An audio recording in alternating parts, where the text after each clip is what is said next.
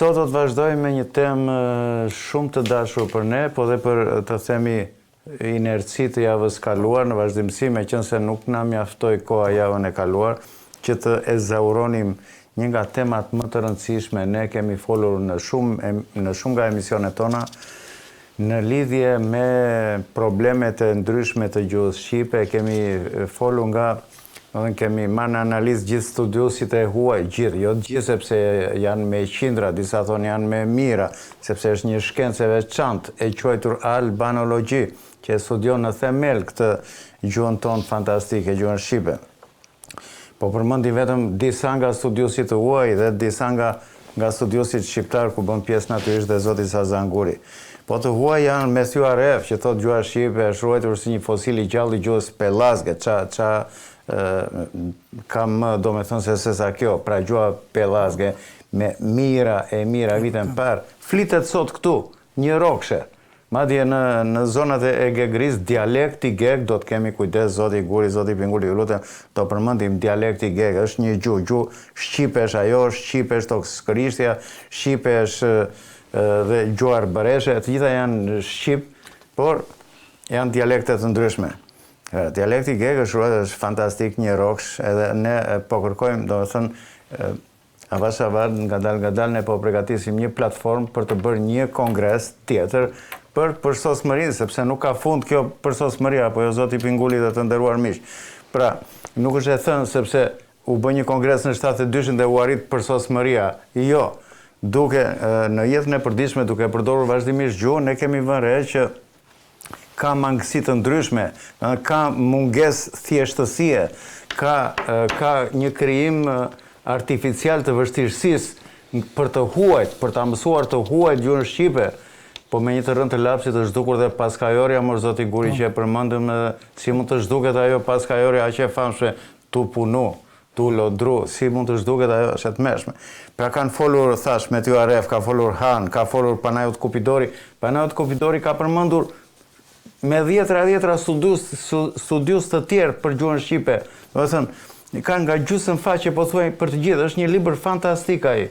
Fantastik, i përkthyer nga i ndjeri Altin Kocaqi, po një libër që kam lexuar e kam ngelur me gojë hapur, se përmend me dhjetra tuaj që pas kanë studiuar shqipen. Pastaj është një Gaetano Petrota në 1932 në Palermo, profesor universiteti në Palermo i gjuhës shqipe, ka bërë një libër fantastik, është si një manifest, shumë i ngjashëm me dokumenti që kanë paraqitur gjuhëtarët tanë në 1920, kur donin të coptonin Shqipërinë në konferencën e paqes. Po prito, tha, se është kjo, dhe për rastësi në thonjza ishin gjuhëtarë, shumica atyre ishin Fanoli, themi Konica, me radhë shumë të tjerë. Kemi Norbert Joklin, kemi që edhe kur e kapën gjermanët, tha me qa merresh ti, tha, unë jam dashuruar dhe martuar me gjuhën shqipe, tha. Ata natyrisht i sekuestruan gjithë ato pasuritë e tij që ishte një pasuri gjigante edhe për kombin ton, me mira volume albanologjike për gjuhën shqipe. Kemi Xilanderin në 1835-ën, që thotë shqipja është shumë e hershme nga greqishtja në latinishtja, është baza e këtyre gjuhëve.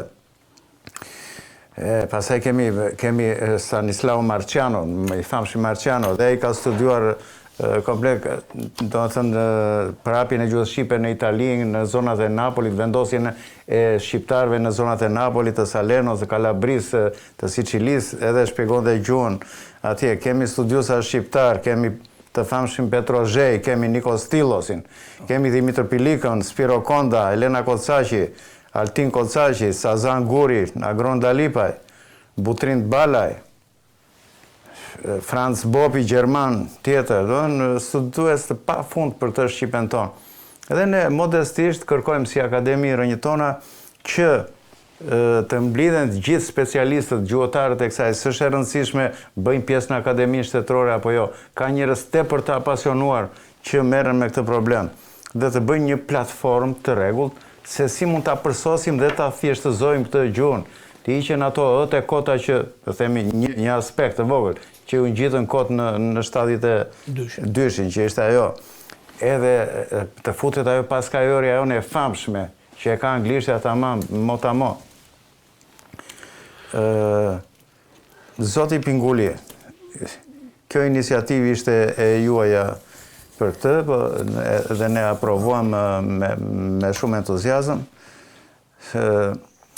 Duke u nisur dhe nga vepra fantastike që ka bërë studiusi Mehmet Elezi, ju keni nxjerrë disa pika shumë të rëndësishme që mund të jenë si një program pune, domethënë ide për të vazhduar këtë lloj procesi në të cilin ne jemi futur. Faleminderit. S'pari një herë duhet të kujtoj që lufta për të bërë një gjuhë të përbashkët, dialekt përbashkët, që nuk mund të thuhet shartim, pasi nuk janë deg ose pemë të ndryshme, por është një pemë e cila fuzionon brenda saj shpirtin dhe rrënjët e saj. Në këtë kontekst, Kongresi i Manastirit, siç e dim, bëri veprimtari shumë të gjerë me kolosët fishta e të tjerë, të cilët përcaktuan që gjuha shqipe do të jetë një gjuhë me bazë latine. Por i duhesh një veprimtari tjetër më i gjerë dhe më e thellë, dhe për këtë punë u organizua Komisja Letrare e Shqipes në vitin 1916 nga kolos të tillë siç ishin Gjuvani, Merlaskaj, Paruca, Fishta, Pekmezi, Ali Korça, Ilmosi, Haxhimima, Gorakuqi, Logoreci, Mjeda, Nivica e tjerë. Të cilët mbasi përpunuan idenë që kjo gjuhë të mos ishte një gjuhë thjesht gegërishte, pavarësisht nga origjina interesante që kishte me ato 4 b-të e famshme, ku origjina ortografike, fonetike, gjitha mund të kishte mbështetjen e një gjuhë gege, por ato konstatuan që vëldi ynë duhet i fuzionoj këto dy gjuhë. Dhe veprimtaria ishte shumë interesante, se ata, pasi diskutimit të gjatë, dhe nuk morën pjesë vetëm këta kolosër, por morën pjesë edhe 2 kolosë tjerë që ishin me origjinë austriake, të cilët kishin një institucion gjyqësor në vendin e tyre, për të cilët kishin një dashuri shumë të madhe për gjuhën shqipe, pasi ajo, siç e thatë dhe ju zoti Fredi, në origjinën e saj është shumë interesante edhe shumë tipike për gjithë ata që njohin gjuhën. Dhe këta ishin Natigal dhe Lambrec, të cilët morën pjesë në këtë mbledhje të rëndësishme, kur në një krahasim të thjeshtë në 1952, kur u bë konferenca e parë për organizimin e gjuhëve, dhe që do ishte një prelud ose një përgatitje për ky institucion, Instituti Albanologji, që do ishte një përgatitje për Kongresin e Drejtësimit, mori pjesë një vetëm i huaj, dhe ky ishte një historian rus që fliste për vjetërsinë e gjuhës ruse. Por pas luftës së dytë botërore, po ti organizojmë, po ti llogarisim, ishin 28 vjet që po merreshin me përpunimin e kësaj gjuhë që nga komisja. Edhe kishin arrit shumë veprimtari interesante. Dhe me që thot Amerikania Byron, deri në vitin 1964, thot, gegërishtja kishte arritur kulmin e standardizimit të saj, kur ngajesh si themel i ortografisë dhe merresh në këtë moment pavarësisht nga ky nivel i lartë që kishte arrit gegërishtja, hoqi dorë nga regionaliteti i saj dhe vendosi që gjuha e mesme do të jetë gjuha elbasanse. Për këtë gjë hoqën dorë të gjithë dhe së bashku venduan për të mirën e kombit që ky komb të ishte unik, si në gjuhë edhe në shtrirjen e saj. Në këtë kontekst, kjo gjuhë do ishte një gjuhë gjithëpërfshirëse. Duke qenë se kishte arrit disa rezultate të mira, ajo u aprovu për një herë nga Kongresi i Arsimit, Kongresi i Arsimor i Lushnjës, i cili për një herë aprovoi dhe vihet re një gjë e çudi, që gjatë gjithë kohës që është përpunuar komisja, në gjithë të periudhë, pavarësisht se ka pas qeveri të ndryshme, në të vërtetë ata kanë qenë pro gjithmonë gjuhës së përbashkët, gjuhës së njësuar. Por në asnjë mënyrë nuk i dorë shkrimtarët, siç ishin Fishta, Konica, Mjeda dhe Noli, në dialektalizmin e tyre të shprehurit artistik. Sepse ata kishin një ngarkesë të tillë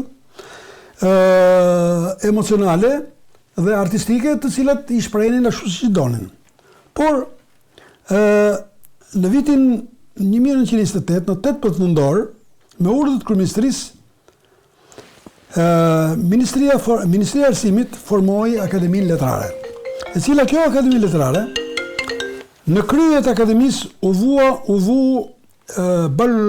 balkanalogu gjerman Heigand, dhe kishte në krah të tij figura me peshë siç ishin Mithat Frashëri, Hil Mosi, Gora Kuqi dhe Mato Logoreci. Sigurisht, pas kësaj u organizua sektori i ortografisë për çështjet komisioni i ortografisë, ku drejtohej nga kollosët Giovanni, Çabej, Kokoshi, Gurakuqi, Logoreci e Resuli. Por e çuditshme është që po në këtë periudhë, se siç e kemi thënë dhe herës tjetër, shprehje e gjuhës tonë është toponistika tonë, e cila po të shofish në 90% të gjithë emrave që ndodhen në gjithë vendin tonë, janë emra me karakter shqiptar dhe emra me domethënie. Me emra domethënie që janë teknikisht natyral dhe fatkeqësisht nga pushtimet e shumta ne s'kemi pas gjë tjetër vetëm se një përkthim të këtyre emrave në gjuhën e tyre. Dhe për këtë punë u vendosi në vitin 1938 qeveria e Zogut ose mbretëria e Zogut vendosi për ndrimin e 28 emrave toponistik, të cilët këto nuk arritën të ndryshojnë për arsye të pushtimit fashist. Por rruga e filluar nga komisja nuk u ndalua as në kohën e pushtimit. Në 9 prill të vitit 1940 në Tiranë hapet kuvendi i parë i Institutit të Studimeve, kur kryetari i këtij ishte Kruja, ishte kryeministri Mustafa Kruja. Dhe nën kryetar ishte i madhi Taljavini, i cili ishte një nga albanologët më të mëdhej italian, dhe këshilltar tyre ishte i madhi Çabej, Adze Valentini, Giovanni e tjera tjera. Por, siç e dim, lufta për të pas luftës, dëshira për të hequr dorë nga Gegërishtja ishte goxha e madhe dhe kishte vlera politike sa vlera shkencore. Dhe fanatikët e Kongresit të drejtë shkrimit të vitit 1972 u mbështetën më shumë tek karta e rolit të Vienës, që gjëja Viena na pas ka luajtur një rol, por Viena luajti një rol shumë pozitiv, sepse jo vetëm për një shkencëtar, por na mbrojti ne si komb edhe ushtarakisht, përveç nga ana parashisë e filozofisë së gjuhës. Por në të njëjtën kohë u keqpërdor kjo lloj marrëdhënie me Austrinë, edhe duke u quajtur në vendet e humbura, ajo quhet një armiqësi ndaj shtetit tonë, si çdo gjë që ndodhi. Unë kaq kisha për çështjen e komisjes.